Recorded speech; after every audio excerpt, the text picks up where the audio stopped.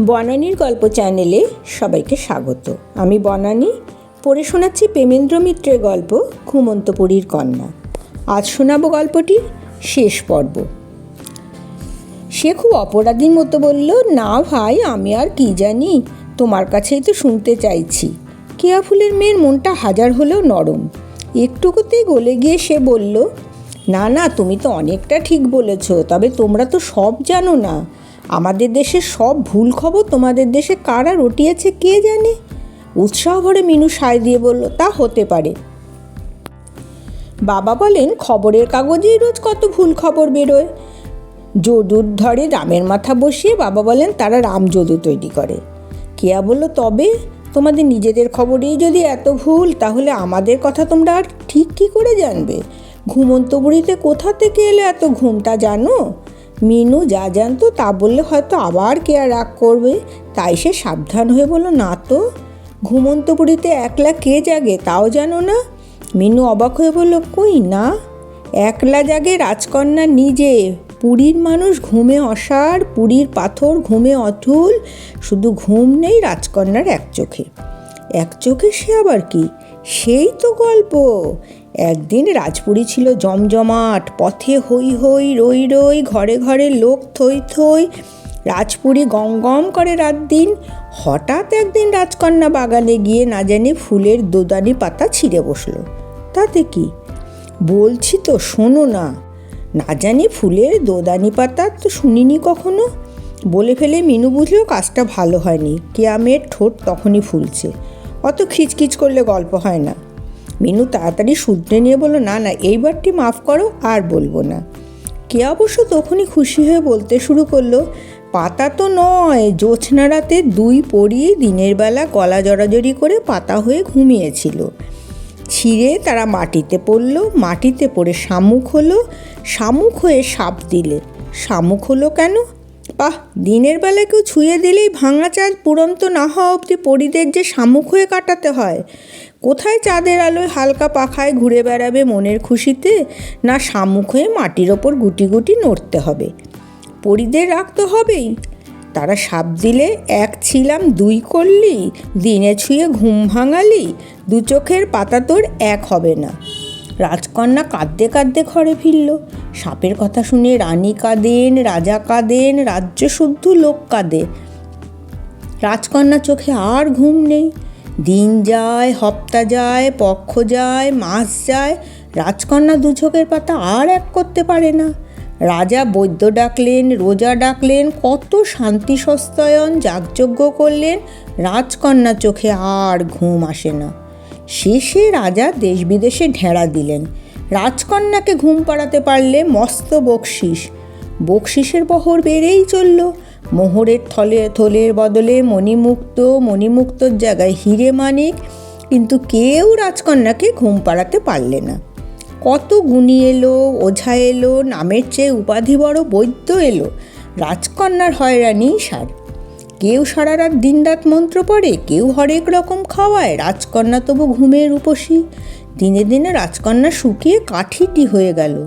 রানীর চোখে জল শুকোয় না, রাজা ভেবে সারা বললেন, অর্ধেক রাজত্ব দেব মেয়ে যদি ঘুমোয়।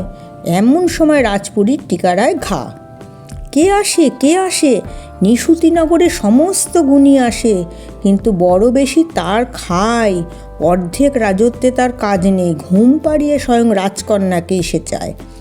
তাও বড় সহজ শর্তে নয়, নিশুতি রাতে একলা আসবে, রাজকন্যার ঘরে একলা জাগবে। চোখে যদি কেউ চেয়ে দেখে তাহলে আজীবন তার নিদ কাটবে, আর সমস্ত পুরীর ঘুম আর যুগ যুগান্তরে ভাঙবে না। রাজা অনেক ভাবলেন, অনেক চিন্তা করলেন, কিন্তু উপায় তো আর নেই। রাজি তাকে হতেই হলো। নিশুতি রাতে রাজপুরীতে টু শব্দটি নেই। সবাই আছে যে যার ঘরে চোখ বুজে। দেউড়িতে পায়ের আওয়াজ, পায়ের আওয়াজ স্ফটিকের সিঁড়িতে। রাজকন্যার বুক কাঁপছে পালঙ্কে শুয়ে। পায়ের আওয়াজ ঘরের কাছে। রাজকন্যা চোখ বুঝল।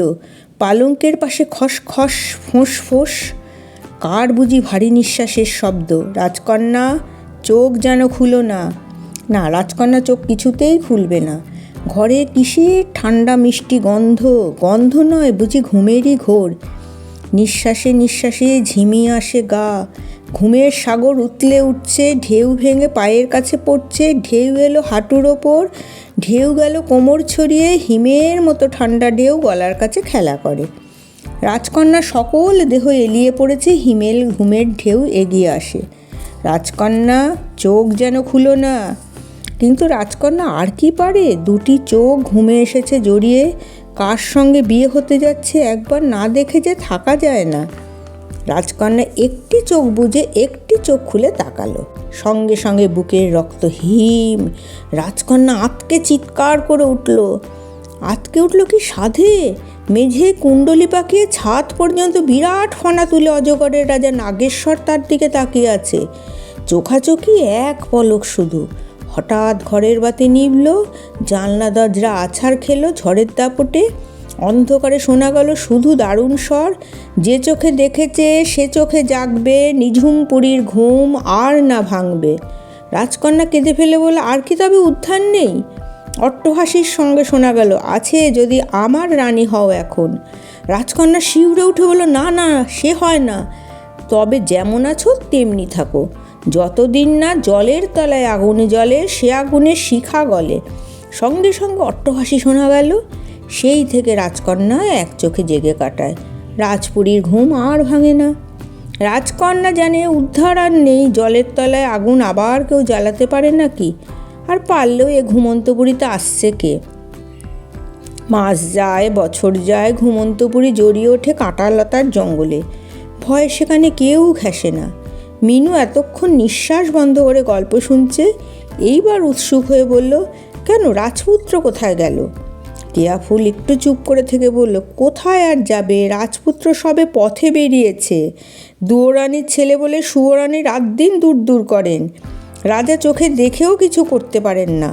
মনের দুঃখে রাজপুত্র ঘোড়াশাল থেকে ঘোড়া খুলে নিয়ে নিশুতি রাতে যেদিকে দু চোখ যায় বেরিয়ে পড়েছে। দু চক্ষু আর কোথায় যায়? পুরীর বাইরে মশান, রাজপুত্র সেই দিকে চলেছে। মশানের মাঝে পথ আগলে কোটালপুত্র দাঁড়িয়ে। কোথা যাবে বন্ধু? যেদিকে দু চোখ যায়। আমি তোমার সঙ্গে যাব। রাজপুত্র কোনো মানা না শুনে কোটালপুত্রের সঙ্গে চলে। মশান ছাড়িয়ে শ্মশান, সেখানে আর দুই বন্ধু দাঁড়িয়ে, মন্ত্রীপুত্র আর সওদাগর পুত্র। কোনো মানা তারা শুনল না, রাজপুত্রের সঙ্গে তারা দেশান্তরী হবেই। শ্মশানে দাঁড়িয়ে চিতার আগুন সাক্ষী করে চার বন্ধু প্রতিজ্ঞা করল, জীবনে মরণে তাদের ছাড়াছাড়ি হবে না। তারপর চার বন্ধু কত দেশ, কত বন, কত পাহাড় ডিঙিয়ে চলে, পেছন ফিরে আর তাকায় না। শেষে একদিন ঘুরতে ঘুরতে মিনু তাড়াতাড়ি বলে, ঘুমন্তপুরী। ইয়াফুল অবাক হয়ে বলল, কী করে বুঝলে? আমি তো বলিনি। মিনু গম্ভীর হয়ে বলল, আমি ওসব বুঝতে পারি। কেয়াফুল বোধহয় খুব অবাক হয়েছিল। সে খানিকক্ষণ চুপ করে থেকে আবার বলতে শুরু করলো, ঘুমন্তপুরীর সে কি হাল, তার দেয়াল টলমাল পড়ে পড়ে, তার ঘর দোর জঙ্গল ঝোপে ঝাড়ে। তবু রাজপুত্রের কেমন শখ ভেতরে যাবে। বন্ধুরা মানা করে, রাজপুত্রের সেই এক গো, কি আর করা যাবে। চার বন্ধু মিলে তলোয়ার জঙ্গল সাফ করতে করতে ভেতরে ঢুকলো। যেদিকে চায় জানলা দরজা খসে পড়েছে, ছাদ দেওয়াল ধসে পড়েছে, তারই ভেতর ঘরে ঘরে মরা মানুষ। কি আশ্চর্য, মরা তো নয়, জ্যান্ত মানুষ। মরা হলে কবে পচে খসে যেত, জ্যান্ত মানুষ ঘুমিয়ে আছে অঘোর ঘুমে। চার বন্ধু এক এক করে সব ঘর দালান ঘুরে ভাঙা সিঁড়ি দিয়ে ওপরে ওঠে। ঘরের পর ঘর ঘুরতে ঘুরতে মিনু বলল, রাজকন্যার ঘরে। কেয়া বলল, তুমি তো ঠিক ধরতে পারো। রাজকন্যা এক চোখে ঘুমায় আর এক চোখে জাগে। ঘরের ভেতর চার বন্ধুকে দেখে অবাক। ঘুমের চোখে স্বপ্ন, না জাগার চোখে সত্যি দেখছে ভেবে পায় না। চার বন্ধু তো অবাক। মণিমাণিক্যে পালঙ্কে পরমা সুন্দরী রাজকন্যা এক চোখে চেয়ে আছে। এ আবার কে? রাজপুত্র এগিয়ে গিয়ে নিজেদের পরিচয় দিয়ে বলল, অনেক দেশ বিদেশ ঘুরেছি, এমন পুরী তো দেখিনি। কেন তোমাদের এমন দশা? ঘুমের চোখে স্বপ্ন নয়, জাগার চোখে সত্যি দেখা। রাজকন্যা চমকে উঠে বলল, সে কথা শুনে কাজ নেই। নাগেশ্বরের পুরী, অজগর পাহারা, এখনই পালাও, নইলে মারা পড়বে।